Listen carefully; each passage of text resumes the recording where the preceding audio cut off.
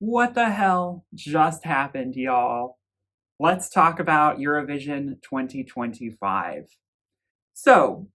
We are going to break down all of Eurovision that happened last week. Yes, we have our winner. Austria has won the song contest.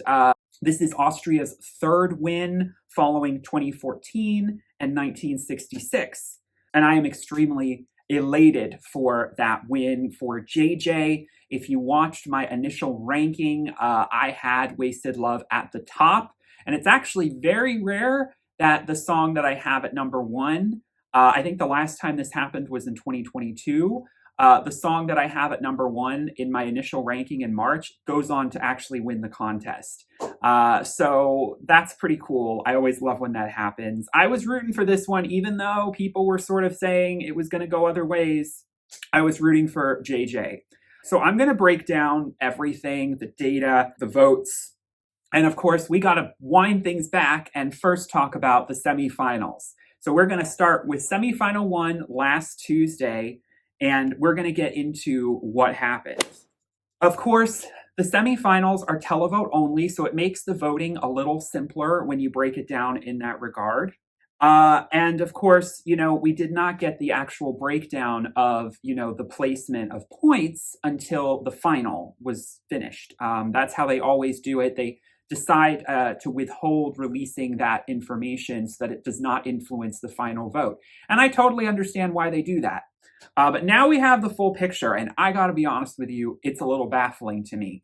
This whole theme is going to be what is going on with the televote, and that it desperately needs to be reformed. That is going to be the overarching theme of this video. Now, if you've watched my semifinal one prediction video, if you're interested, I'll link in the description. Probably more interesting to just follow this, though, now. It's a little old news because I'm predicting what might happen. Well, now we know what happened. We got our 10 qualifiers, and we had 15 songs compete. So the songs that did not make the cut, Belgium, Slovenia, Croatia, Cyprus, and Azerbaijan, all of the other 10 songs went through. Now, before we look at the actual numbers of the televote, just looking at who made it and who didn't, I gotta be honest with you. I, wasn't too upset with this result. As always, there's usually one or two that I would have switched. For me personally, I was kind of wanting Slovenia in, even though I kind of recognized that Slovenia was a long shot. I would have personally swapped out Iceland for Slovenia's spot. And if I also had to maybe swap something out, I don't know. I might have swapped Cyprus in somewhere.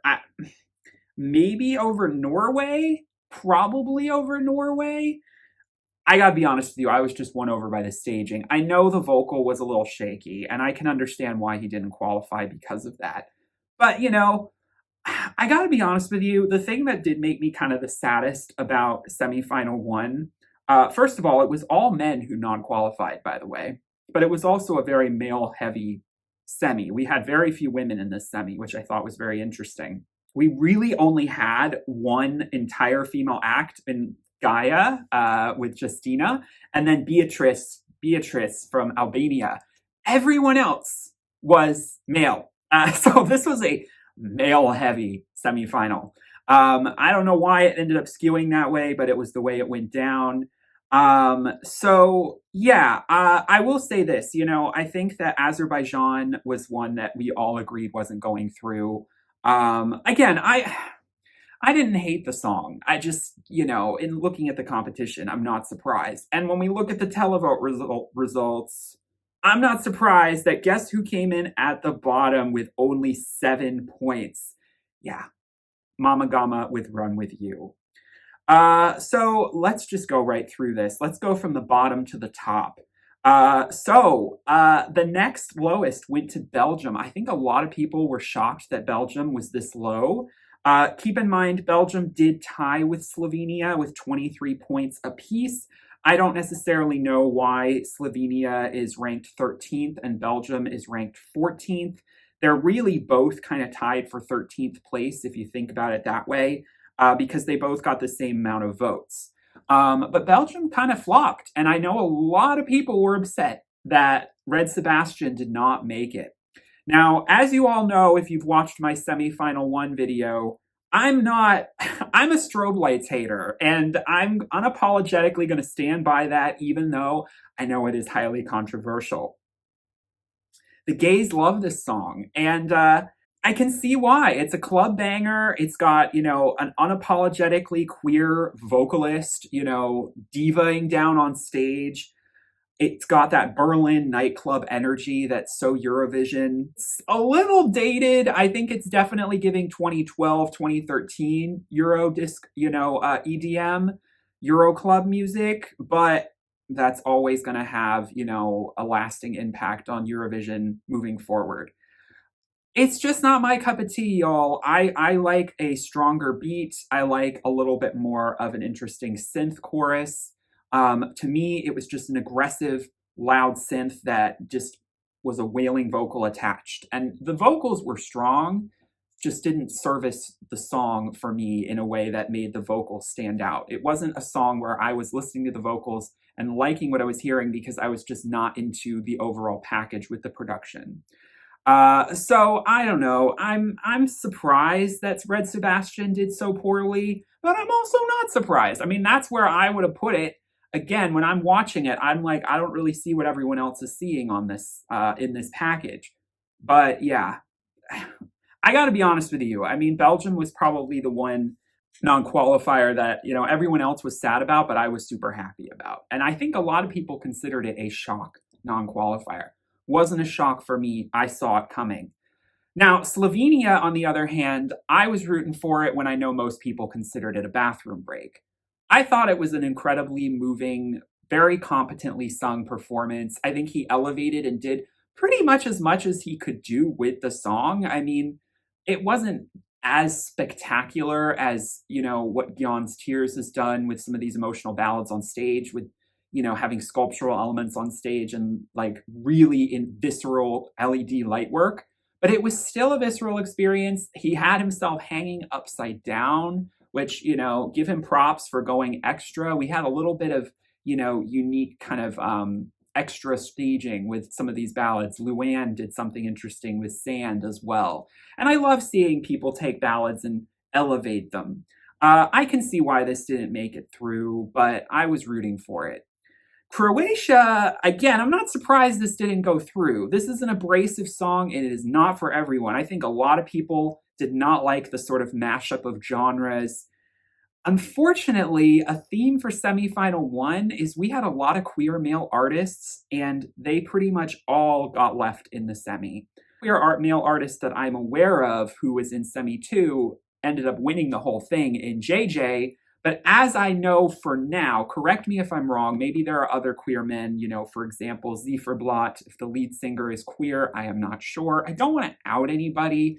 There are certain male performers where I'm just like, maybe. Of course, with female performers, I always have a really, really hard time. My gaydar is always completely off. I know that there are a lot of queer female artists represented this year. I gotta be honest with you, I couldn't confidently say who is. Though, at this stage. So if anyone wants to break that down in the comments, I'd be interested to hear. But yes, Theo Evan, Marco Bosnach, and Red Sebastian were all, the queer representation. They were a huge part of the queer representation at Eurovision this year. And I am sad to see them, all being left in the dust. It is a shame. Cyprus was the cusp to qualify. Cyprus came in 11th. I think that staging did something. It was Vitruvian Man. It was, kind of Cirque du Soleil at times.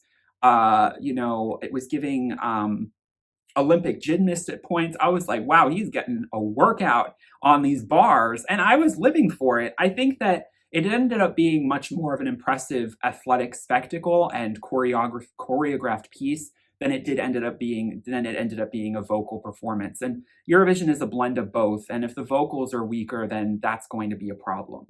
Also, the song is weak. It's not a great song. I liked it when it was performed with that interesting staging, but it's a very strange electropop song. I mean, it's just got a very uncanny weird kind of tempo change and uncanny kind of melody that doesn't really lodge itself in your brain as like, I like this. This is a groove. It's sort of like, okay, it feels like you're just trying to make something stick in an electro pop song and it's just not working. So Cyprus didn't make it, but guess who just barely did? San Marino. Tutta l'Italia. I don't know. I don't know how. I think that San Marino kind of shocked everyone by qualifying, but maybe it didn't. It shocked me a little bit.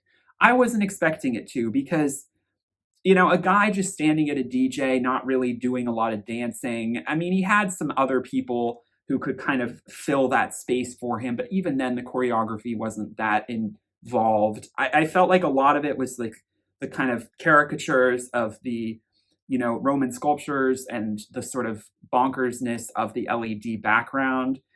Otherwise, it was a bit of a snooze, and it's a club banger song. It was a great fit to close semi one, but I wouldn't have necessarily qualified it. However, and as you can see in the final results, it did not do very well. San Marino is just happy to be there, as it so often is the case. When San Marino does go through, it's by the skin of its teeth, and then it's always in the bottom seven, in the scoreboards at the end. But Portugal going through, I'm not surprised that Portugal was ninth with 56 televotes, but I must admit I am pretty damn shocked that it's here. I was not expecting Portugal to go through at all. I hoped it would if you watched my predictions video. Now, again, it's another one that was by the skin of its teeth, and I didn't expect to do well in the final, but I'm happy to see Portugal there. I can tell that when it's popular vote only, that alternative rock does really well with the televote. That's something that, I, do find very interesting. Then we have Norway. Lighter, I've told you I feel like this is a Justin Bieber throwaway track from 2012. Yeah, it's fine. It's just not something, it feels like something you'd see performed on X Factor from like a 17-year-old. It just doesn't have it feels like something you'd hear on Eurovision, but it just doesn't have the wow factor and the sonic gravitational pull that I need for a pop song. And nor, Kyle Alessandro, he's a competent dancer and vocalist, but I still feel like, the staging around, the costume that he chose and all of these things was just a little strange for me. Again, I wasn't a big fan of the medal that he was wearing. I feel like if we had gone a little bit more of a slicker, sort of sexier look, it would have suited him better. Not entirely sure what the theme, what the point of that kind of costume was for the theme. Now, I'm upset to see Gaia so low at number 7 with only 85 televote points, but I'm also not surprised. I mean, this song isn't going to register for older voters.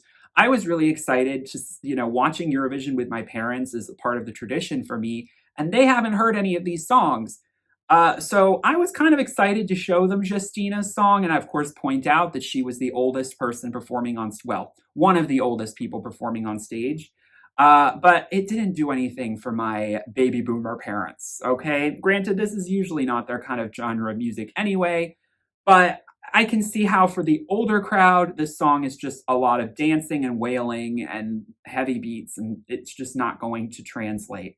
But I still feel like Poland should have come higher. Definitely should have come higher than Iceland, which came at number 6. I had thought maybe Iceland was going to be a cusp qualifier, but it did pretty well.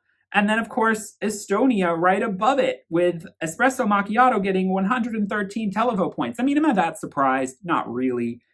I knew this song was qualifying. What really shocked me, and I think many of us, is its overall placement on the final night itself. Whew. Then we have Barabata Bustu not winning the semi. What's going on? This song completely flopped with the public. We're going to talk about that more when we get to the actual final conversation, but only 118 points from the televote, still pretty high, but I expected it to be better. I'm surprised that the Netherlands did better. That is probably one of the most shocking. I'm not so surprised that Albania and maybe Ukraine, I'm not terribly surprised either, did better. But at the same time, I'm like, the Netherlands received more televotes? This is a jury-friendly song, not a song that I would think lend itself to a televote. I think Claude was just so charismatic on stage, people responded to it. But Sweden really, I think, flopping was one of the biggest shocks for me over the whole course of the week. I am very shocked. I mean, again, I wasn't necessarily rooting for it to ultimately win, but I thought it would come second place. I'm just absolutely gobsmacked that it came in fourth, not only in this semi, but in overall. A lot of questions. The public just didn't, the betting odds were just on something. I don't know. So yes, the Netherlands came in third. Good job for Claude. Did not see that coming. Albania came in second, which is pretty impressive with 122. I must admit, this song has completely grown on me. By the time in the final rolled around, I was like, the song had fully lodged itself in my head. I had gotten used to it, and I was like, Zerm is a feeling. Zerm is the moment. I am absolutely in love. I love how, Beatrice has so much energy and exudes energy on stage, and then the guy with her is just so stoic and just sort of miming into the, it's blink twice if you're in hostage, dude. I mean, he's just on a completely different plane, but they sync so well together. Their energies, that it's like dad and daughter. I saw some interesting memes of like, yeah, the dad sort of standing there like, what's going on? Well, we're all jamming out and dancing to these songs. That's me dancing to Poland with my parents. Like, what's going on, dude? But then Ukraine won the semi. Are we really that surprised? I mean, I guess we shouldn't be. But with this song, that is a little surprising. 137 points for the televote. Yeah, I don't know. I don't think Ukraine deserved to win the semi. I don't think it was a strong enough song for that. But it definitely deserved to qualify. I think, unfortunately, what we're seeing is, and this is why the people who have problems with me calling out Israel. I got to be honest, we got to talk about Ukraine and the public vote too, because that is becoming a bit of a problem. I do think Ukraine is starting to potentially have a similar issue with, riding coattails of sympathy that is starting to make the contest not as apolitical as the EBU would like it to be, which is a joke anyway. This contest has never not been political, but the EBU likes to pretend it is sometimes to, use as a smokescreen. It's really ridiculous. Honestly, it's really ridiculous. Honestly, Ukraine winning that's a political. If Ukraine was not at war right now, it would not have won that semi. Let's move on to semifinal 2.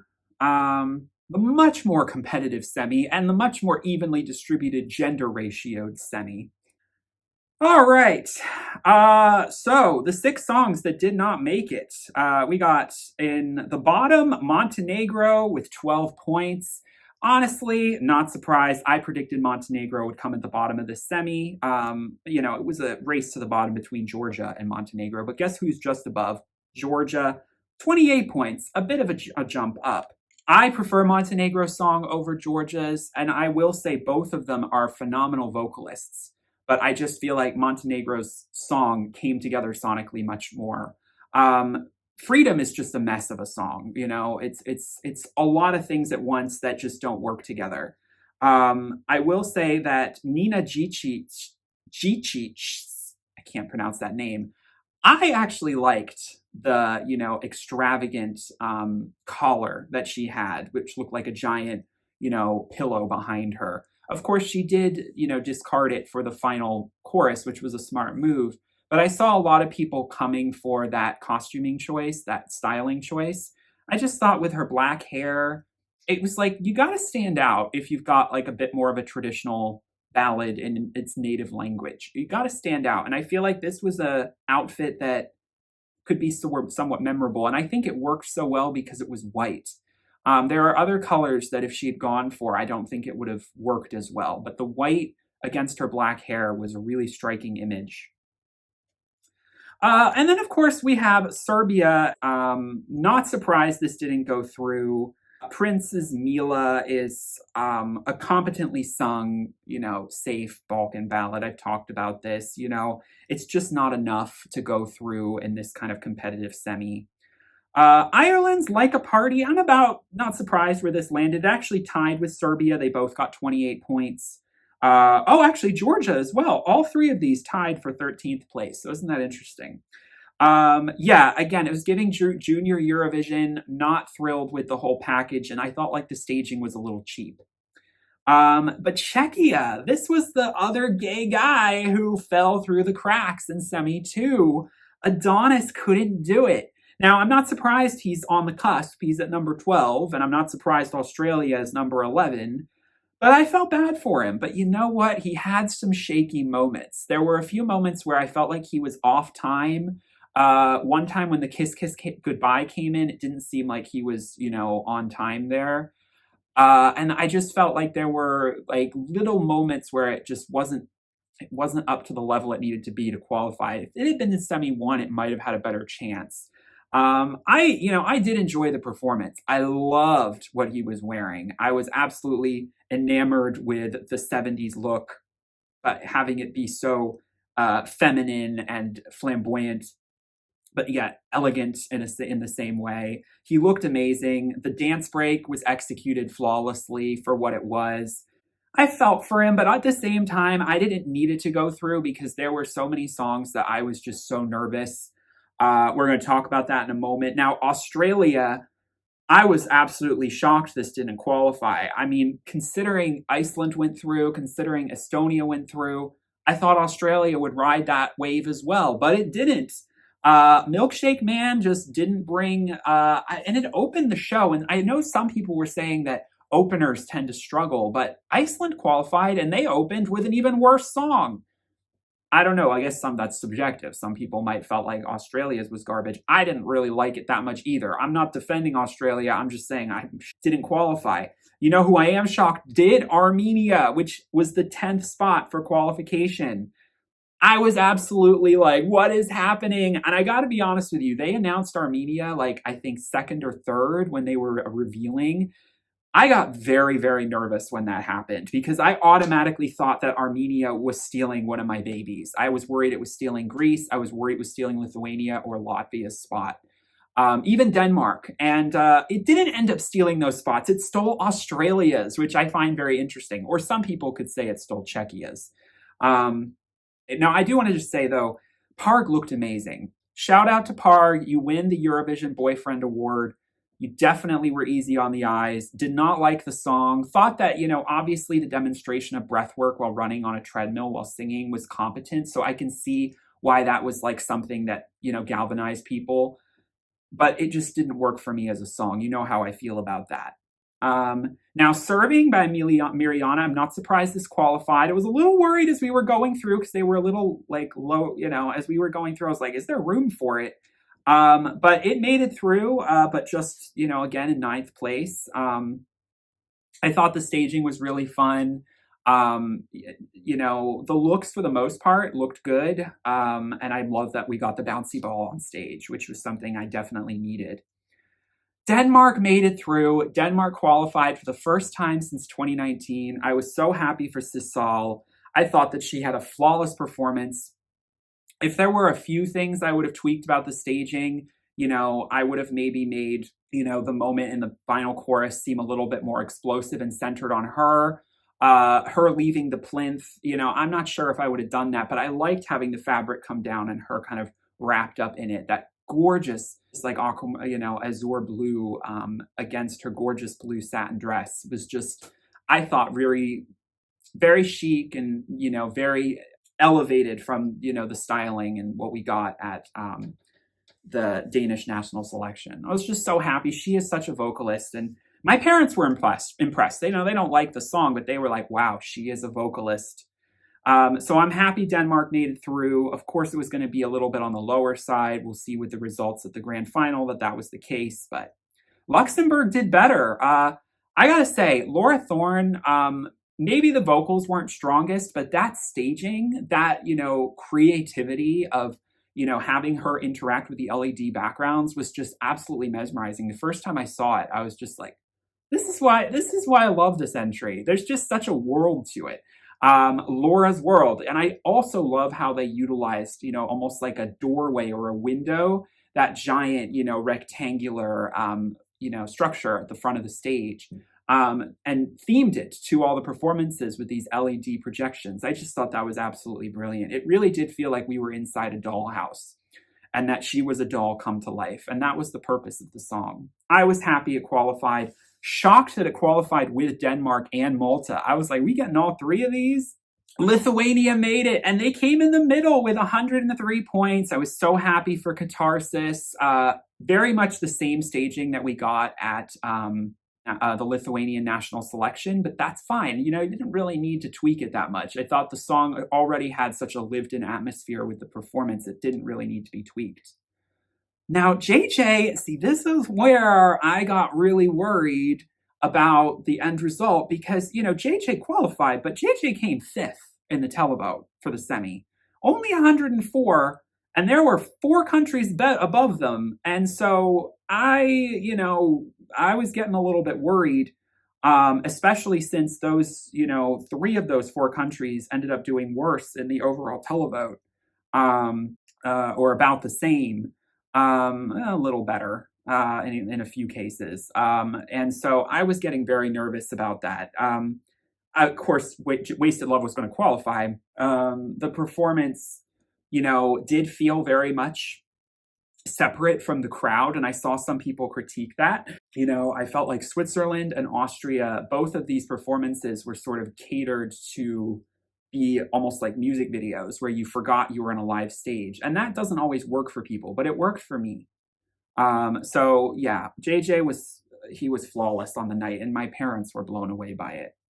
But Greece coming fourth, Claudia doing so well. I feel like in other Eurovisions, she wouldn't do this well. So I'm really impressed by that.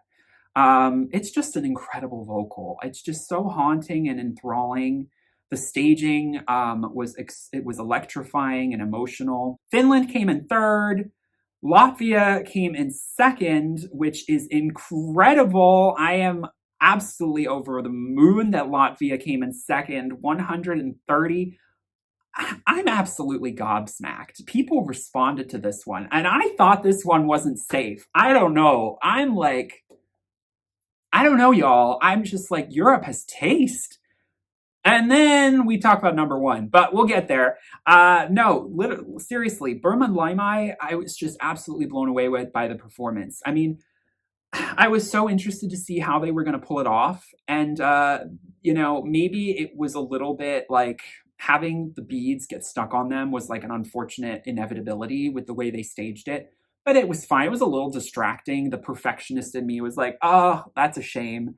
But there was really nothing they could do with that kind of idea. I loved having the translucentness of that, with the shimmering curtain.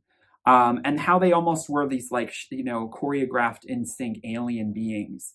And then they had these long tails, which I saw was really interesting. I mean, at first it made them look sort of like lemurs to me. I didn't get cat immediately because the tail was so long and prehensile.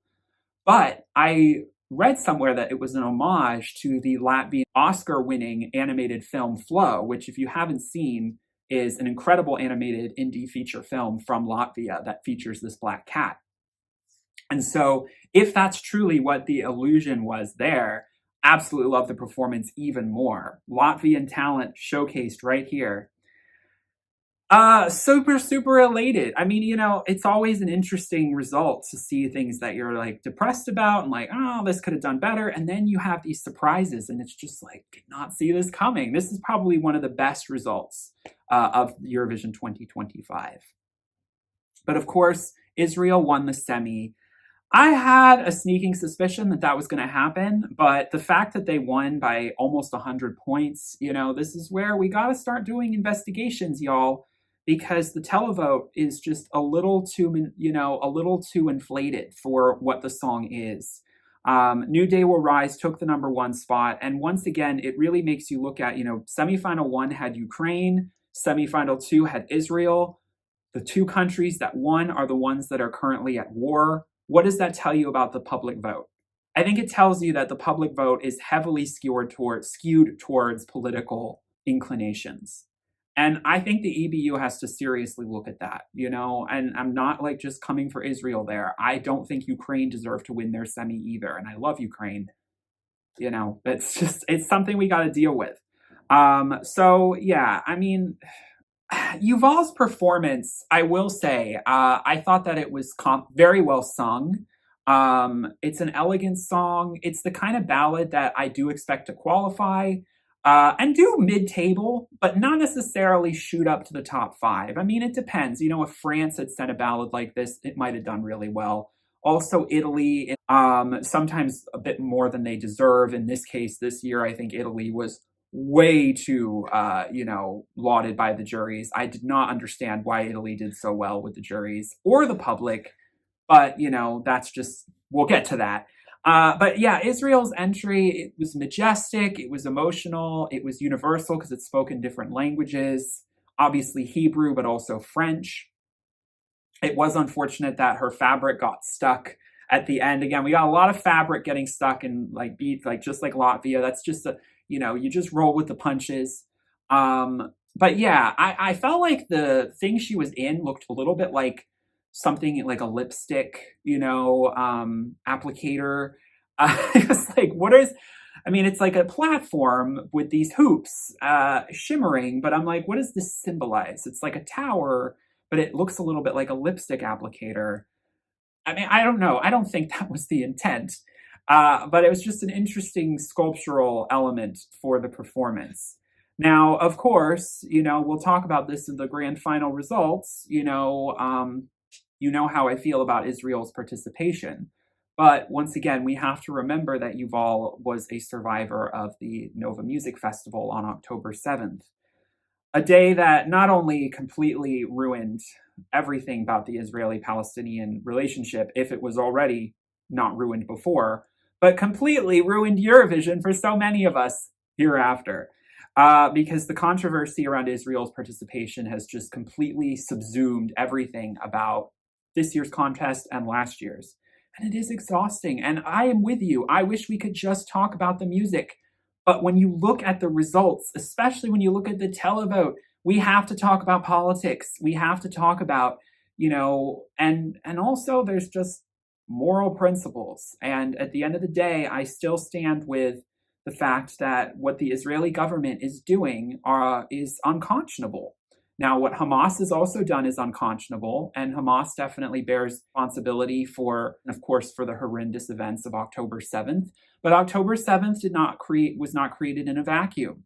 I've heard so many people talk on and on about how the tensions were broiling for years leading up to this, and some have definitely pointed to Netanyahu and the Likud government in like not doing enough to ensure that this did not happen. In fact, possibly even sort of whether they were doing it on purpose or not, pushing things in that direction, which is an absolute tragedy. And I've heard people, the hostages, the families of the hostages, and people who have come back saying that bombing Gaza indiscriminately is doing more danger to the hostages than actually helping them.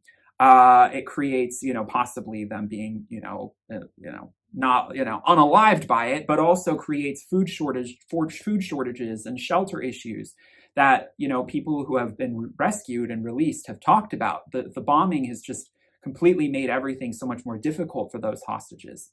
And I don't believe that Netanyahu actually cares that much about getting them back. I think he cares more about, completely owning the entire Gaza Strip and the West Bank. And not at all agreeing to the 1960s borders that were originally drawn up when the first big conflict happened. I am here for a two-state solution. I want there to be lasting peace between Israel and Palestine. I would like the Likud party and the Likud government to be out of power and have a much more left-wing, universalist kind of perspective finally take the reins of Israel. That does not mean I don't want Israel to no longer exist. This is just how I have to, express my kind of political inclinations in this matter. I just do not think that Netanyahu is any better than Hamas, and a lot of Palestinians have suffered for it. And it's a really horrendous ongoing conflict. And I do feel that if the EBU has, of course, banned Russia, then they should also, for the reasons that they banned Russia, then they should also ban Israel.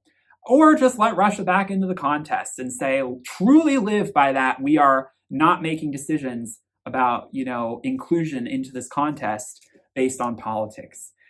Because Azerbaijan is another one that, if we really wanted to get into the nitty gritty, has committed some atrocities in the last 5 years against the Armenian people And that's very controversial that they're still included as well. Let's move on to the grand final because we got so much to talk about with those results. All right, so let's first go through the jury scores, the scoreboard for the jury, before we bring in the televote. Um, I'm not surprised that Iceland got blanked by the juries. They did not receive any points. You know, not deserved. I'm sorry, but that song shouldn't have been in the final. The guys are having fun, but it's TikTok music. They even have like, you know, Minecraft, like Roblox stuff on the LED screen projections. It gives me Minecraft movie. It gives me Gen Alpha, like, you know, just like wearing sunglasses and we're too cool for school and we're just ADHD rattled, crazy, screen obsessed kids. I mean, there's merit to the song. I like the fiddle of it, the fiddle in it, but it's just not enough of a package to interest me. I feel too old for it. It's like one of the first times I'm just like, I'm too old for this. But San Marino came second at the bottom with only 9 points. Not surprised here. This is another song that I just don't see any of the juries viewing favorably. San Marino only received 6 points from Italy, 2 points from Albania, and 1 point from Cyprus. Poland also didn't do too well. I'm not surprised. This is not an entry that I would necessarily think would do top 10 with the juries. I just thought they'd give them a little bit more love. But I was a little disappointed that it only received 7 points. Poland with the juries, you know, it only got points from Germany,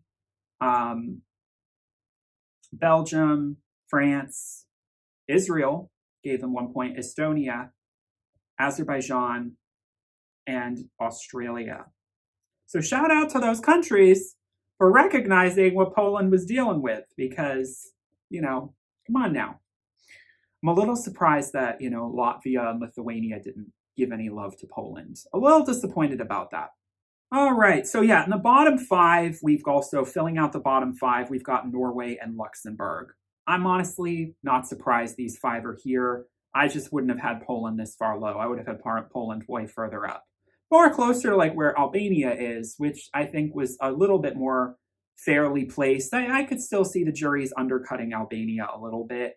But, you know, overall, I'm not terribly surprised with the left-hand side of the scoreboard. I will say that Israel coming 15th with the jury was probably a very tactical move. And this is, again, going back to this conversation of trying to make the contest apolitical, yet Eurovision is obviously tanking Israel's jury score. Because to be honest with you, 60 is a little low for a song like that. You know, Israel's smart with how they're playing this. They're sending jury-friendly songs because they know they've got the televote. The televote's not something they got to worry about. But the jury is something that the EBU has a lot more control over. And so Israel's trying to test the EBU to say, okay, we know you're letting us in, but we need to know like how much you actually are going to let us do well in this competition. Because if we can see that you're sabotaging our entry because you don't want us winning, that's shady, okay? That's political, you know, intrusion into the process. And that's exactly something that, again, Eurovision is kind of hypocritical in that regard. You know, if Eurovision can't have it one way or the other, if they're saying, we'll let Israel in because we don't want to get politics involved, but yet they're going to, you know, only one country gave Israel 12 points, and that was Azerbaijan. Now, I will say that was early on, and it made me a little nervous. I was like, are we going to get any more 12 points? But I was very surprised if we did, because I had a feeling that the juries were tanking Israel on purpose. Not too obviously. You still got to give Israel some points, because then it looks super shady. But getting Israel into that middle of the scoreboard was the plan for the juries. And so, look, it's right next to Ukraine. I find that very interesting. It goes to show that the juries are also sort of trying to sabotage Ukraine a little bit. Although, honestly, I think Ukraine actually deserves to have a lower jury score than Israel. Because let's be honest, Israel is, from a jury perspective, I think a stronger performance. You know, it's not as strong as Greece. It's not as strong as the Netherlands for me, or Switzerland, or Austria. But you know what? It kind of did deserve to be at least in the conversation with them. If politics were taken out of the conversation, I would have been perfectly okay with like Israel getting into the top 8, like maybe 9 or 10. I think that would have been a fair place for it to land. Honestly, I think it's better than Italy, and look where Italy got. So, I mean, it's definitely like we got to have a conversation. This is me being fair, as someone who is critical of Israel's participation. I also recognize that politics is involved in this voting process, and Israel honestly should, you know, if nothing, well, if the politics, if what was going on in Israel and the Middle East was not happening, Israel should be a little bit higher given what the song is, how it's performed, how, of a standard ballad with a competent vocal, which usually lends itself to higher jury scores. And that's why Israel is going to keep sending songs like that from here on out, because they want to make sure that they can, play Eurovision at their own game and expose Eurovision for doing the tanking. But, the other one I'm really shocked about is Germany. Germany did really well in the juries, and I was not expecting that. I thought the juries were going to blank this one. It's not a very vocally interesting song, not a song I'm a huge fan of to begin with. Again, props to Germany for sending something in their own language, but other than that, it's not a song I find interesting enough to be in the left-hand side of the scoreboard for the final result or the jury result. But the fact that Germany got 13th is pretty impressive. Also, Finland got a bit of jury love, okay? Finland got a decent set of 12 points. I believe they got 3 sets of 12 points. Pretty impressive. That is not a song that caters to the juries either. Now, of course, I didn't expect it to be blanked, but I wouldn't have been surprised if, it had done as poor as like, some of these others, like, Armenia or even Spain, who are in the like low teens, early 20s. I wouldn't have been surprised. But I don't know, the narrative around Finland was so strong that I think the juries just were sort of buying into it. The juries were spreading the love this year, and I must admit, I really appreciated it. It made the jury section of the grand final televote, the voting results, really entertaining, whereas the televotes got kind of scary, kind of depressing and scary. Because it was like, not only did Germany do pretty well, Germany didn't get any 12 points, did it? Let me double check. Because not only did Germany surprisingly get 2 sets of 12 points, both from Ukraine and from Czechia, I thought that was extremely shocking. But the United Kingdom actually got some 12 points. Italy sending their 12 points to the UK was, I thought the UK got 2 sets of 12 points, but I guess they did just get 1. They ended up getting 88 points total. Czechia and Ukraine also sent 10 points to the UK. I gotta be honest with you, the televote really did the UK dirty. 88 points from the jury, I think, is a very valid score. I wouldn't necessarily have gone much more than that to the UK. I really felt for, I'm a Remember Monday, what the hell just happened defender, and I'm going to have to just be that, because I was seeing on social media people trashing this song left and right. This is infinitely better than Dizzy, infinitely better than Embers. I mean, infinitely better than I Wrote a Song. Come on now. This is vocal talent West End theater that is very Broadway. I get it. It's not everyone's cup of tea, but my mom was lapping it up. My mom is a huge Broadway fan. She loves Hamilton. And you know what? The first thing she thought of when she saw those 3 girls on stage and heard them initially harmonizing, she thought of the Hamilton sisters. And it immediately lit her up. I mean, she was just, if you put Hamilton-esque anything into it, she is just gonna freak out. And so this is something that I think completely blanked for younger voters, but I think that I would have expected older televoters to respect. But no, people in the UK think this entry is complete garbage. They think the girls sound like they have no idea what they're doing together on stage. I saw some people critiquing them for, having that little laugh at one point. That is part of the performance. They're having a moment on stage where they're reenacting the energy and the kind of giddiness of what the hell just happened. Like, that was intentional. That was like part of the whole performance. And I thought it was pretty brilliant. I loved the staging, even though I know most people didn't. They thought it was very bare bones and cheap. I did not think it looked cheap. I thought with the LED sort of ornate, pattern work on the edge of the stage and for the box entry point, the pillars and the chandelier in the center that they were sort of around, thought it looked very elegant, very rococo, very much very glamorous. The outfits, okay, they were giving Timu Disney Princess. I'll give them that. They could have been even grander outfits with a little bit more shine and shimmer and sequins. But at the same time, they were light. I loved how they had that throwaway kind of light fabric moment where it was just like the effervescent energy of it was electrifying. And I thought they had great charisma on stage with very good vocals. I mean, it could be shaky here and there. Latvia had some shaky vocals at times too. It's really hard when you got songs about harmony and you just got to get those vocals on point. But their harmonies, come on, they were just incredible. I thought it was an amazing show. It was one of the most engaging performances of the night. And I'm glad that the juries, definitely recognized that the UK was doing something special here. The public, though, couldn't care less. And I do think that politics comes into that as well. I've been on that train for a long time. I know it's controversial to bring up Brexit, but, I don't think that helps things. Some people brought up, the Iraq war thing and how the UK has done consistently bad at Eurovision ever since the UK government sided with the US government to invade Iraq. So maybe there's something to that as well, and that stench has just never been removed from the European consciousness. I think it's more Brexit, to be honest with you, but also the fact that some of these countries just don't have neighbors that like to, play ball. Ireland didn't give any points to Ireland gave 2 points to the UK.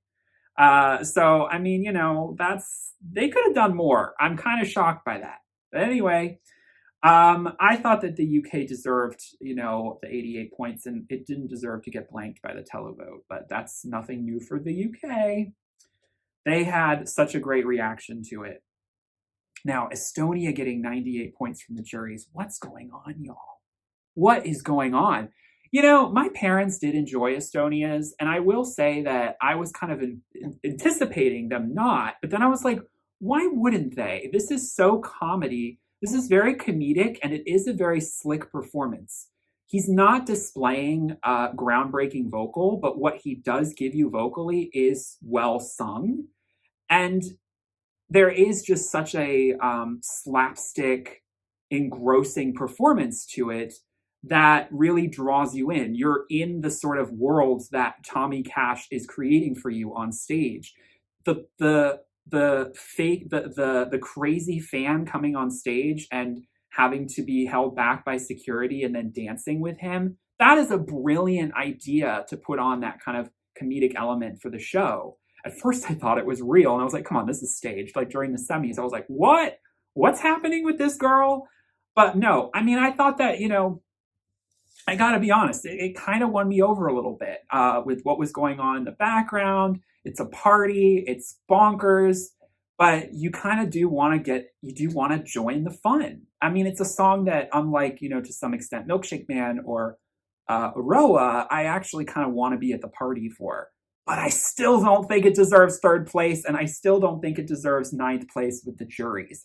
I don't know why the juries were so favorable to this one. A little sketch, but I don't know. The juries were kind of all over the place. I mean, obviously Estonia didn't get any 12 points, but, Greece did really well. Greece got a decent number of 12 points, and Latvia got a decent number of 12 points. I believe Latvia got 12 points from 3 countries. Lithuania, I would expect. The United Kingdom, which I thought was really cool, and Denmark.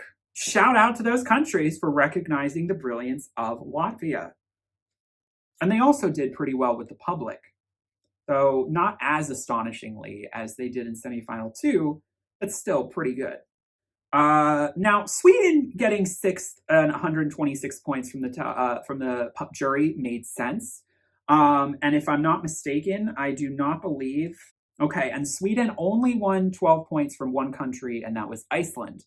But Sweden got, a decent number of, 6 through 10s. But yeah, Sweden was not necessarily going to be the biggest jury pleaser, but it still did better than Estonia, which makes sense. If we're going to go for a fun, silly song, we're going to go in Sweden's camp. Estonia's is still a little juvenile. I just think that, Sweden was such a well executed, slick performance. The way that, they transformed the stage into the sauna midway through the song so effortlessly, the way they interact with each other to tell the story of being in a sauna in a very comedic way that even if you can't understand the lyrics, you know what they're saying. Just that subtle little wiping of the sweat off the brow, it was just so tactfully done and well orchestrated as a show. And I do think it is very Wes Anderson. But I don't understand why the public didn't respond to it as well. That is one of the biggest mysteries of the night. It all went to Estonia. Everyone was just more engaged with it. Maybe people were more engaged with, and even my parents were impressed with the fluidity, the sort of double jointedness of Tommy's dancing. And they viewed it as sort of this novelty that, whereas the dancing for Kai was, very rudimentary. It's just a very interesting result there. Completely unexpected. Now, Italy doing so well with the juries, I'm not terribly surprised, but it is interesting how in other years the juries sometimes don't go so hard on Italy when they probably should. And then other years they do, and they don't necessarily deserve it, in my opinion. Volevo essere un duro is a fine song, but it was the bathroom break for me. I thought it was really interesting how they placed it smack dab in the middle of the show. They knew what they were doing. Also interesting, it was one of the only songs that was in a foreign language, not English, that had English subtitles, which was a decision by the artist, Lucio, that other acts could have chosen to do, but they didn't. And I think that, it did add an element to the song that might have resonated more with the viewers. I think that might have had a reason to do why its televote was so good. Because it really was a story of a song, something you kind of, I wasn't really that into the story, to be honest with you, because I'm just not that into the song. It's a bit of a snooze. Lucio's just not that animated when he performs it. But I don't know. Fourth in the jury, I would have put Greece here or something instead. France being third at the jury made sense. France got a decent number of 12 points. I loved, the metaphor of the sand pouring down on her, the way she interacted with the sand on stage. I thought it was brilliantly executed. A very powerful performance that I expected to do well with the juries. And then, of course, Switzerland. What a jury bait of a song. I didn't necessarily expect Switzerland to come number 2, but in some ways I'm not surprised it did. The host country curse did not apply to the juries. It did apply to the televote, but it did not apply to the juries. 214 points. Pretty impressive. I will say there was like this frenetic energy to, the way the camera kind of moved around her. And there were a few moments where it almost felt like there was a glitch because the camera would kind of move off of her and kind of focus in on some lights that I couldn't quite tell were actual audience lights or some part of the LED screen that we were sort of enveloped in. There was some elements to the camera work that were a little disjointed and I couldn't fully tell were intentional. So it made the whole experience, although it was very intimate, a little disconcerting at times and disorienting. But I ultimately did love that it was such an insular moment. It's a voila type performance where it's just focusing on her. And it did feel like a music video. It felt like we had left the stage and the liveness of it behind. And of course, Austria dominated, but not as much as we thought. Like I said, the juries were really good at sprinkling love everywhere. I was shocked that the UK got some points, that Latvia got so many points. The 12 points were coming everywhere. Finland got some decent ones. Greece got some. Sweden got one, and Israel. Israel's the only country, I believe, on the right side who received 12 points, because I don't think Ukraine received any 12 points, if I'm not mistaken. But Germany even got some. And I mean, that's pretty remarkable. I don't believe Malta received any 12s, but let me just double check. But they did pretty well with the juries too, which is not surprising. That she had a good vocal. As my mom said, did not like the song, respected the vocal. All right, so now let's go and talk about the televote. At the bottom, What the hell just happened? And Voyage, the UK, and Switzerland ended up getting the nil point of the night. I really had hoped, as we were moving into the beginning of the televote, that we were not going to have any nil point this year. I genuinely thought we might be in a year where that would happen. But then I was like, who are we kidding? The UK, Sam Ryder was a blip. Sam Ryder was a blip. And honestly, I do sort of worry about how the UK can turn things around. I've seen a lot of people say the UK could send Ed Sheeran, the UK could send Adele, and they could very likely still get 0 points. I don't know if that's necessarily true, but I could see it happening. I think that, this was definitely a song that deserved some points from the public. And so that is something that is going to be an issue. Switzerland will be okay. They were the host country. They got Ojardeemed in that sense. They weren't Ojardeemed with the juries, which I appreciated. But when the host country sends something so understated like this, and they just won the year before, I'm not exactly expecting the public to, run out and, rush out and vote for this song. Definitely the highest discrepancy between public and jury vote, because, 0 and 214, that's quite a discrepancy. But then Denmark only gets 2 points. I felt bad for Sissal, but you know what? She recognized that she was just happy to be there. What are you going to freaking do? Denmark being there for the first time in, over 5 years is a win in itself. And I'm so proud of her. Malta only got 8 points. Again, I loved how Miriana reacted to it. I loved the reactions from all of them. It was a little puzzled at first, and then it was like, I'm going to slay. This is still great. I'm here. I made it to the final. I loved Melody's reaction to only receiving 10 points. Actually, I think that's pretty good for Spain. I actually kind of did love her performance at the end of by the time the final rolled around. It is just a song that, doesn't do her as many favors as her vocals could give. I mean, there are some vocal moments where I am just like, this is so well executed. This is like if J-Lo had really good vocals live, this is what J-Lo would be doing, because it was very much a J-Lo performance, but with actually good vocals. And Portugal received 13, so, not terrible for what the song was, although I kind of thought maybe there'd be a little bit more populism behind it, considering it qualified in the semis. San Marino got 18, Luxembourg 24, Armenia 30, Iceland 33. So the public liked it a little bit more, and that jumped Iceland all the way up in the placements a little bit, not by much. It didn't give them that much of a leap, but they were at 0 when the juries were going through. And 42 for Latvia. I would have loved it to be a little higher, but that's only because I just saw what they got in the semis, which was like 100 something. So the fact that they dipped down to 42, I think just speaks to the fact that there were other countries now. There was a larger voting pool, and people weren't quite as galvanized. But 42 is what I would expect normally. But just the expectations set by semifinal 2 with that televote is just astronomical. They also tied with the Netherlands for 42. France only got 50. I think that, I can speak for most of us when I say that when we learned that France only got 50 points from the public, I think that's when we all started to panic a little bit. Now, Sweden was also the big panic moment, but when France flopped with the public so much, I was kind of like, ooh, that's not great. This is really giving Israel a shot to win. Catharsis, 62, well-deserved. 67 for Norway, not surprised. 74 for Germany. Germany had a pretty good night.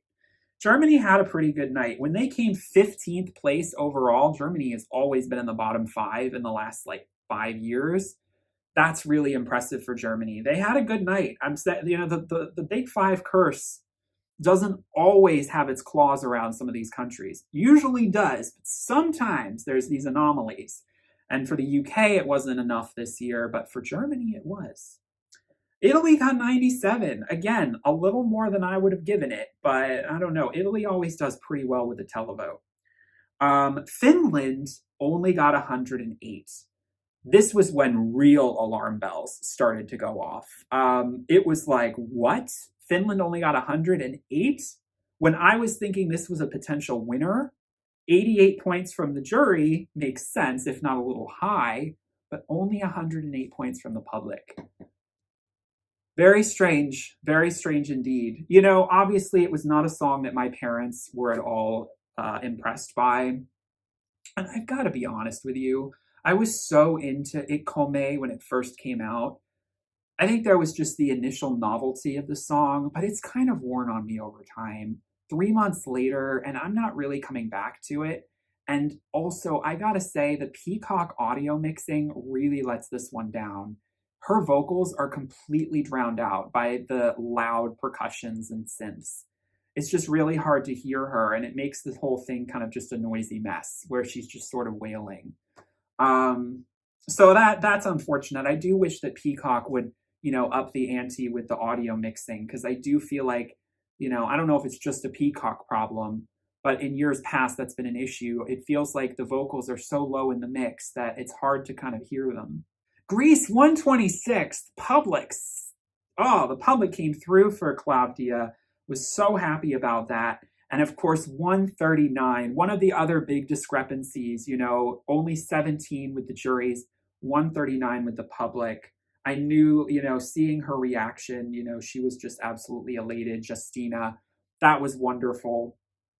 I would have loved to have seen it even higher, but 14th place coming from being at the bottom with the juries is a pretty good leap. Ukraine 158. Now, it could have been higher if the song was what it was sent last year. But I think, what we're seeing is the fact that there still is an inflation of the televote because of the fact that people want to support Ukraine.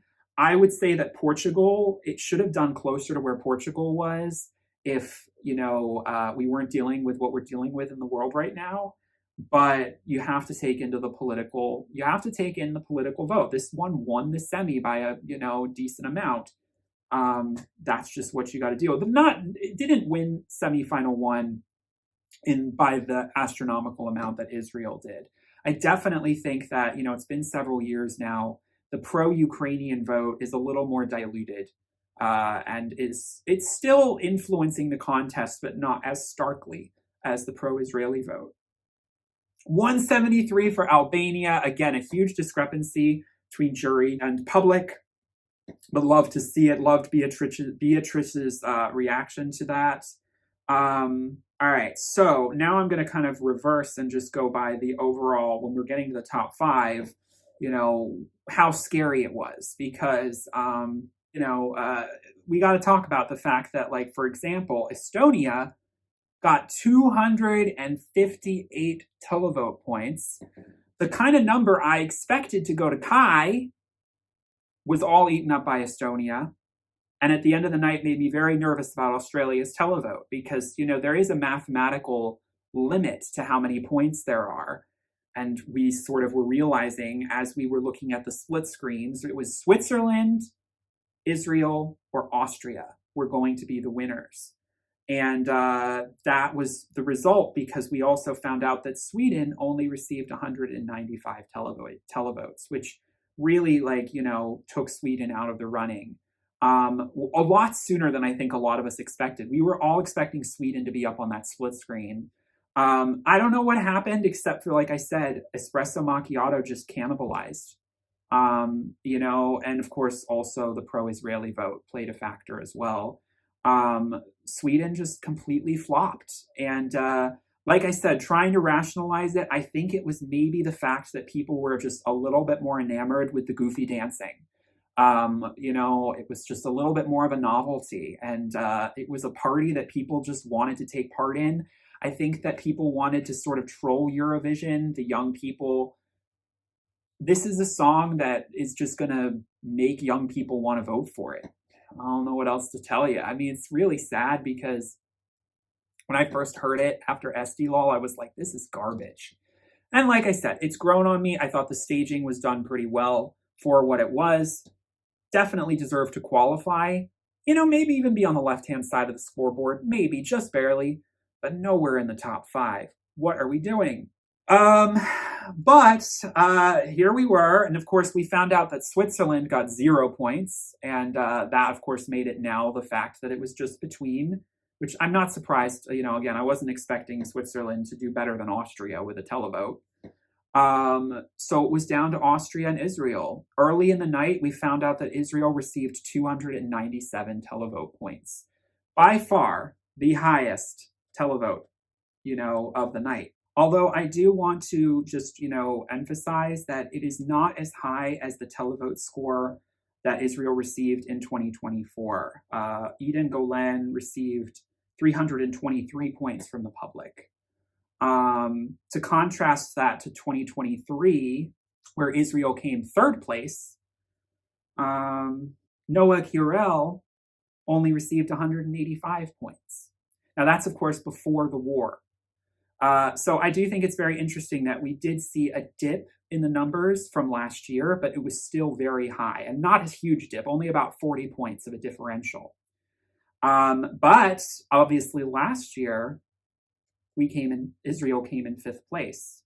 And it's also important to remember that Israel only had a jury score of 52 last year, which is just a smidge under the jury score they had this year of 60. I do think that so many points were concentrated this year on two countries, Estonia and Israel, whereas last year we had points going very healthily among the top five. We had France getting 227, Ukraine 307, 337 for Croatia, winning the public vote, and 226 for Switzerland. But this year, it was really just Estonia and Israel taking up the over 200 vote counts. Everyone else was under. And so that did wonders for Israel. It allowed Israel to climb to second place, potentially almost win.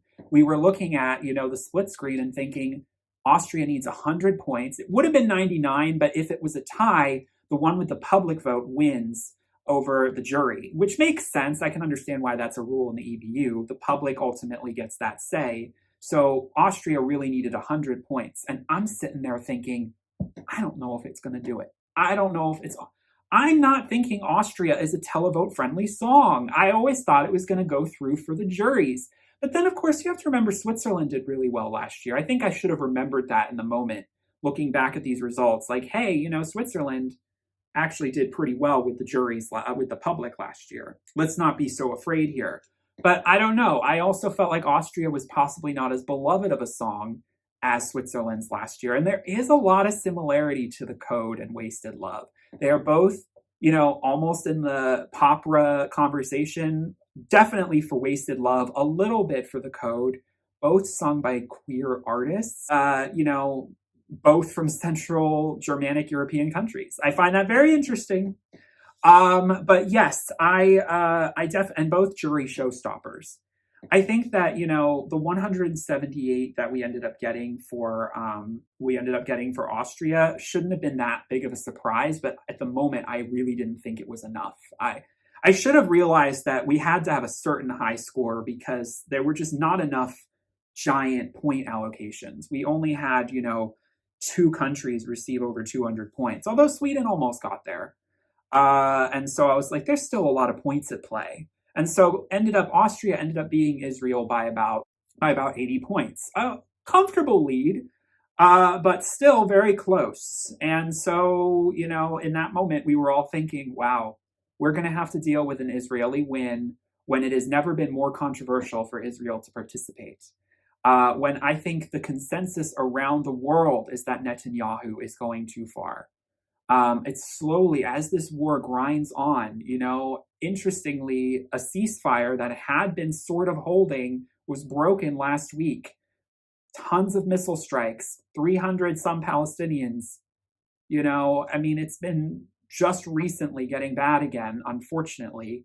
There's been the ongoing, starvation concern.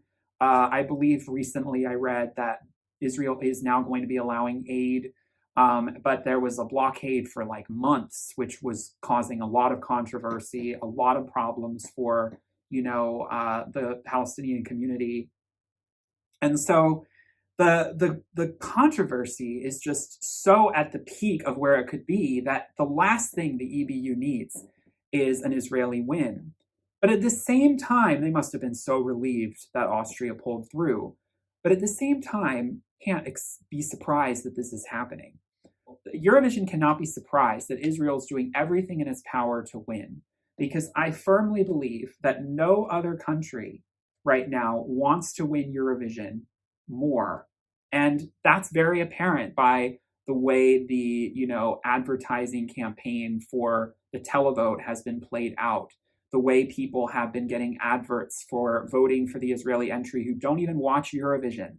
There is a government-wide campaign that is unlike any other that is launched by any of these other countries. For most of these other countries, Eurovision is fun, but it's not something they take that seriously. But since the war in Gaza, Israel has decided that Eurovision is going to be something they are going to not only make sure they participate in, but win and get as high as they can in the scoreboards, if not. And so that's something that, the EBU has to contend with. If not this year, they came closer to winning this year than last year, and they had a really impressive televote score last year. I don't see, if nothing changes, and we still, unfortunately, a year from now, do not have a resolution in Gaza, and things are still really bad for, the public image of the country, the image of the country worldwide, and, the controversies are still as ripe as they are now. I don't see how we couldn't necessarily have Israel finally pull it off next year. This is something that the EBU seriously has to consider. It was very different when Israel won in 2018. It was not nearly as controversial. Not nearly as controversial. I was actually excited and happy that Israel won in 2018. I was really excited for a country that hadn't won in so long. 20 years later, after 1998, I was really excited for Eurovision to come back to Israel at that time. But, it's become just such a, PR nightmare for the organization. There were Palestinian flags all over the turquoise carpet. There was heckling that needed to have police involved when Yuval actually walked out on the turquoise carpet. To be honest with you, I wasn't sure if she was going to. Last year, Eden Golan did not. There was a foiled attempt at a stage intrusion. And, I was wondering about that. I mean, remember 2018 with what happened to poor Suri? If that could happen, I think that Eurovision has seriously stepped up their security, although I'm shocked that their security was not already so intact at that point. But I am sure that, ever since 2018, they have gone to every length possible to make sure another stage intrusion would never happen. But, it definitely adds a security threat to the event. And so the idea of actually having Israel win the contest and host it would just add a level of security threat that's just unprecedented for them to deal with. I think most people, and even Israelis, would understand that if Israel were to win right now, they would not be able to host it in Tel Aviv. It would likely be hosted by another European country, similar to when Ukraine won in 2022, and the second place country ended up taking the mantle for Ukraine. I think it would be a similar situation. And so, we have to be living in that world right now. And I think that, it might be upsetting to some people, but that's just the way it has to be for safety and security. It was definitely not safe to host in Ukraine in 2022. It still is not safe to host in Kiev or anywhere in Ukraine in 2025.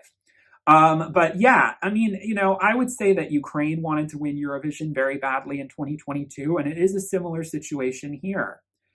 Once again, I do have to just add this caveat. I do want to just, I've seen people, this is a conversation and a dialogue that I've seen people, parrot back when I say that, if Russia's banned, Israel should be as well. People, then point out that, that maybe Ukraine should be banned. Honestly, I'm open to that conversation. One of the things I saw, people say is that definitely something that needs to be looked into is the televote, and possibly looking into ways to prevent what would be considered fraud and spam voting. I definitely think we need to limit the number of votes. I also think it would definitely help if, there needs to be some sort of curtailing of the voting system so that you don't have people, taking advantage of VPNs and multiple credit cards. And, I've seen the posts of Israelis voting 20 times in each set of credit cards and VPNs from different countries. Because if you look at the rest of the world vote, and if you look at the televote from all these countries, 12 countries gave their 12 points to Israel, but a lot of those countries do not have a very strong positive view of what Israel's doing right now. Like Ireland, Spain, those countries have broadcasters who are at the forefront of calling for Israel's exclusion, or at least examining a little more closely the dynamic here. That speaks to where the public sentiment is of their governments. Those are governments that are a lot more, willing to accept Palestine as an independent country. That, really upsets the Israeli government right now. Yet, because it's popular among the citizenship in those countries, and yet they're getting 12 points from the public. Something's not adding up. I do believe the diaspora is very strong, but there's more to that story. And so I do think that, a full investigation into the results of the televote, having such a large televote for a country, in a political context, going through what it's going through, it just has to be examined. Because, Eurovision's reputation is at stake. And I feel like it's already lost so much goodwill over last year's contest. This year, it's not been any better. Zionists will always call us haters when I would say and argue that the vast majority of pro-Palestinian supporters are not coming from a place of hate.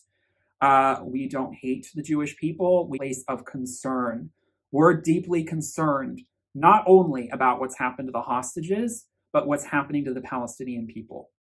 And if that translates to you into us looking at it as us hating, Israel from the get-go, I think that's just a very flawed way of thinking and a very unproductive and unhelpful way to, kind of create peace in the region, which is ultimately what we all want, right? We all want peace in the region. I would love a two-state solution. And I would love Israel to continue to be in Eurovision. They've been there for 50 years. They've got some amazing entries.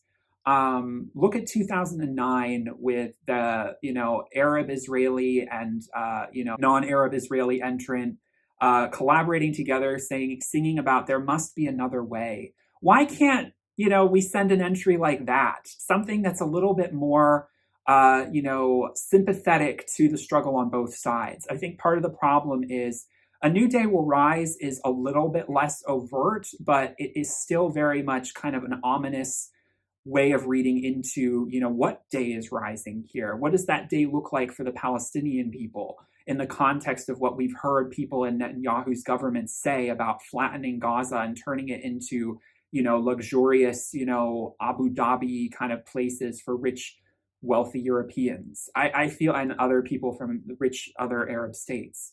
What does that speak towards the unifying, it's subtle, but possible. It lends itself to being viewed as propaganda. And so I think that's something that I really wish Israel would consider more, even though I also understand why they send the songs that they do. They want to make a statement about resilience against, the horrors that they have had to face. And October 7th was a horrendous day. It was, one of the most tragic events in the 2020s decade so far, in a single day. But it's spewed into an even greater tragedy for the region. And so, getting off my high horse here, I just felt like I needed to add those caveats. I want to keep, following Eurovision, and I want to be excited about Israel's participation. I want us to be gaining countries, not losing them. But, I also have to stand on principle. And I think the EBU should too. And, I did see one person suggest that, what if we had a rule where countries that are at war can still represent themselves on the stage, but they cannot be voted for. That means Ukraine currently would not be allowed to compete. Russia would not be allowed to compete. And it means Israel would not be allowed to compete. I think that's a fair alternative workaround, but I don't see that ever flying with Ukraine or Israel, to be completely honest with you. I think they just leave the contest.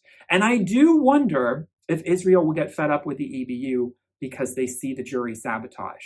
At a certain point, I wonder if Khan's going to be like, what are you doing? You're playing in our faces. Maybe it's better we just cut our losses here. I don't think that's going to happen, but now, I'm not sure when the Moroccan oil sponsorship is up. I had heard people say that this was the last year for the initial 5-year contract, and then I heard some people say it had recently been renewed. That is an Israeli company, and I do think that's a huge part of the reason why the EBU is standing behind Israel. The money is a big part of the conversation. But I do think it's more than that, and so that is a factor. If anyone has that information, I know I'm going to get comments. I don't know what else to say. I got to stand on principle. This video has gone on for so long. Let's just recap by saying I'm so happy for JJ's win. It's still baffling to me that Sweden wasn't in contention like we thought it was. But I'm very, very happy for JJ. He is, I believe, the first from Southeast Asia of Asian descent, the first European mixed with Asian descent to ever win Eurovision. He is Filipino or half Filipino. And so that's pretty cool. I love seeing, when we get that kind of representation. I also believe it's API month, so that's pretty cool for that. And we're going to probably be in Vienna next year, which, we were there in 2015. I mean, it's not really that different than Switzerland. I would have loved to have gone somewhere a little different. We're just going next door to a very similar looking country with a kind of similar culture. It'll be interesting to see how the, ceremony differs. I mean, obviously there's differences between Austria and Switzerland, but they also, from an American perspective, are just very similar, particularly for the fact that, the part of Switzerland where this contest was held was in the Germanic part of Switzerland, which I also think, definitely lends itself to feeling a little bit like Austria already. And so I will say, I do just want to talk about, some of the interval acts. One of my favorites was the Made in Switzerland song between the two hosts. I know some people thought it was really corny. I went to Switzerland 10 years ago, and it just, it made me miss the country.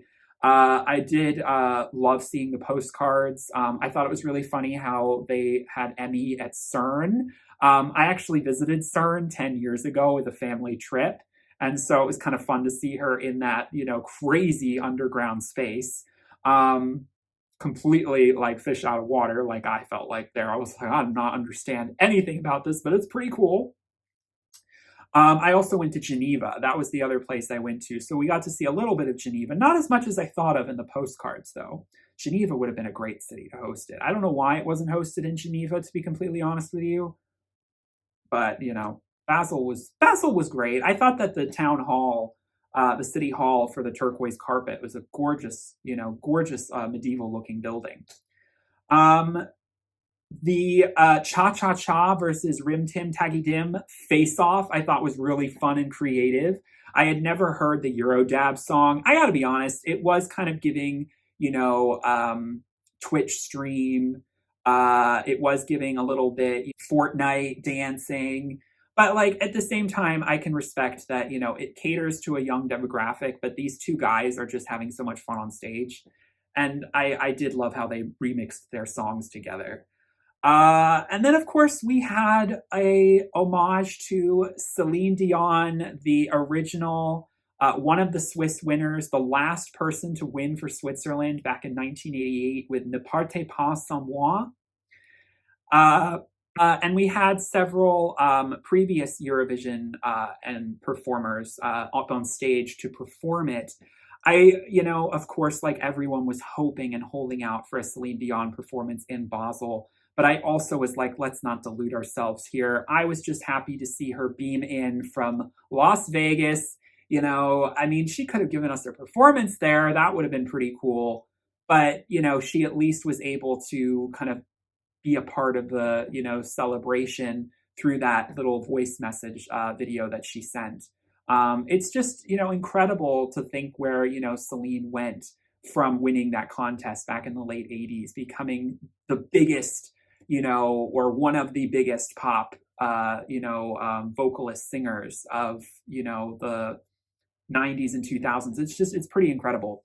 And then, of course, but I also don't understand why that wasn't during the final. I felt like they actually put a lot of the really cool interval acts in the semifinal one show. And I was a little dismayed because my parents didn't watch the semis with me. They just watched the final. And I wasn't actually as into the final performances. I gotta be honest, Nemo's Unexplainable song was one of those things where I was like, I am so here for the lyrics, for the expression of it, but good Lord, is this not a good song to me? I was just absolutely not enthralled by it sonically.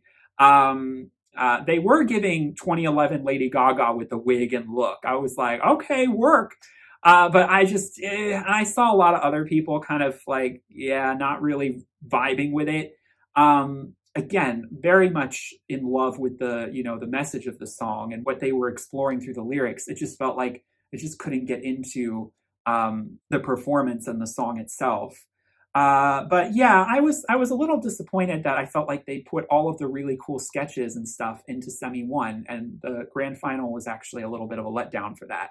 They did, of course, bring back some other iconic Swiss entrants to perform reprises. We had got Gion's Tears, which I expected. Luca Hani was a little bit like, really, Luca Hani? But whatever. A little bottom of the barrel. But then they had, two acts from the 80s perform as well. I were not familiar with my Eurovision knowledge doesn't go back that far, I'm afraid. But it was great to see them on stage. Also, while I'm editing here, I noticed they forgot to shout out the canceled 2020 contest tribute, where they had The Roop and Destiny and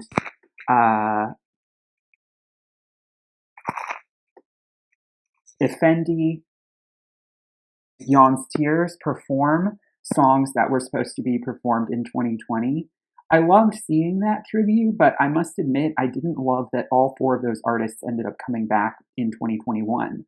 Where were the mamas? Where was Ulrika? Where was Diodato? Where were some of those artists who didn't get the chance to even be on the stage a year later? I guess maybe they chose not to come. I'm sure they were asked, but I just really would have loved to have seen particularly the mamas up there. I am still so, so bitter that they never got their chance. Shout out to Hazel Brugger, Sandra Studer, and then, of course, Michelle Hunziker. She came in for the final.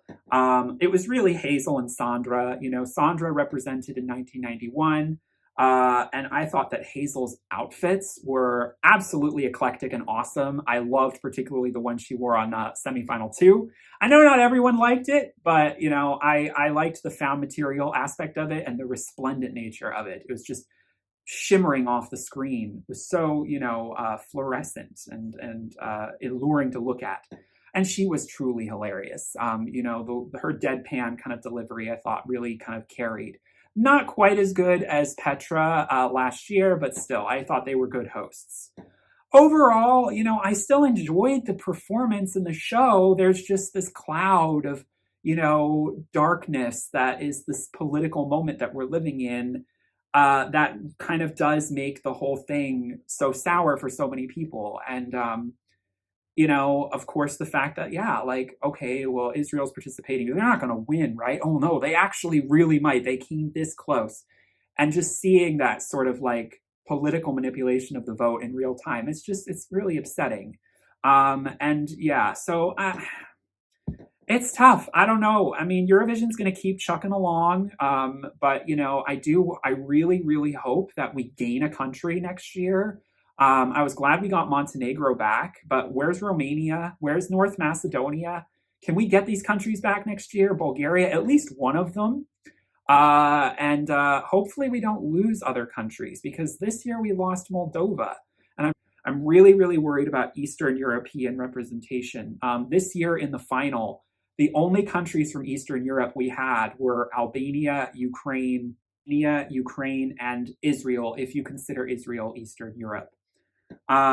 none of the ex-Yugoslav countries were present for the first time since 2013.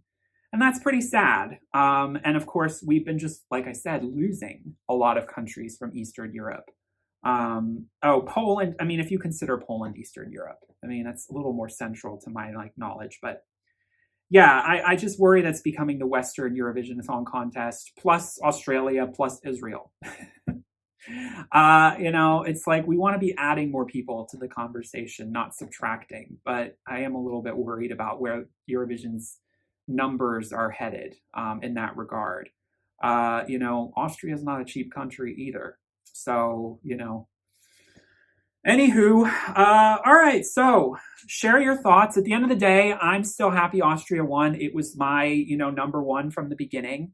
It was still that wow factor song for me, and I was, blown away by it when it was performed. So I'm happy it won.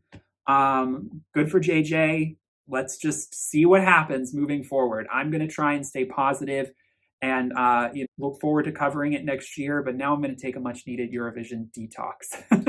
I do, however, have one more Eurovision video that will be coming out sometime in the next month.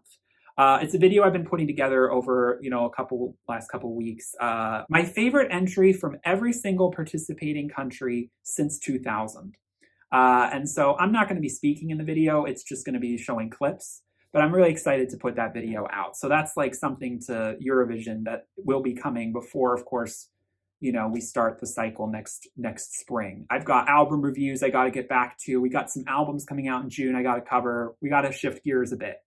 But thank you all so much for watching. Again, share your comments about what you thought about this whole thing. I know the Israeli thing, it's controversial, and I'm willing to have discussions, but as long as they're in good faith and they're somewhat nuanced, okay?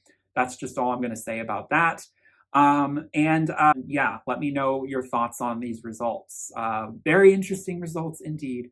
What the heck happened with Sweden? Thank you all so much for watching. Please give this a like if you enjoyed. Subscribe for more content if you would like more Eurovision content or just music review content from me in the future. And I will see you all in my next video. I hope you all have a wonderful, blessed day. Peace, love, and light. Bye.